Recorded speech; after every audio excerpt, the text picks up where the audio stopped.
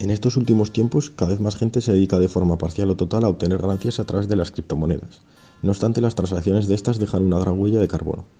Para hablar de la contaminación provocada por las criptomonedas, primero debemos hablar de cómo funciona la minería. La minería es un proceso a través del cual se producen criptomonedas y se convalidan sus transacciones. Los primeros sistemas de minería se basan en prueba de trabajo y es el que utiliza las criptomonedas más importantes como Ethereum o Bitcoin. En estos sistemas basados en prueba de trabajo hay que validar los bloques de transacciones y para ello hay que hallar un número mediante prueba y error y es una competición entre todos los ordenadores del mundo. La gran problemática de este sistema es que esto provoca que haya miles de procesadores compitiendo las 24 horas del día para resolver un cálculo completamente inútil, pudiendo tener otro sistema de minería mucho más sofisticado. Por ello, nos vemos obligados a buscar alternativas más verdes, y así surgió el Proof of Stack.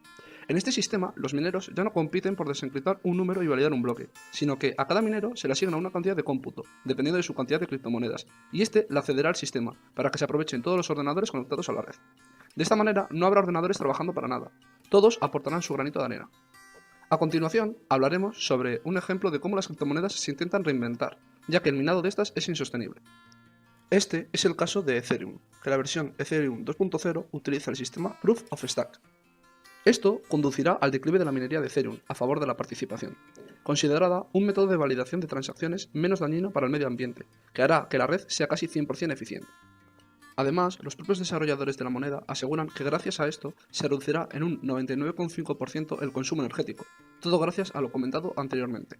Se estima que estos cambios en la moneda, al cual se refieren con el término la fusión, ocurran a finales de este año. En definitiva, el uso y obtención actual de las criptomonedas es muy contaminante y perjudicial. Por ende, debemos empezar a realizar cambios si queremos que éstas se puedan seguir desarrollando y usando durante los próximos años.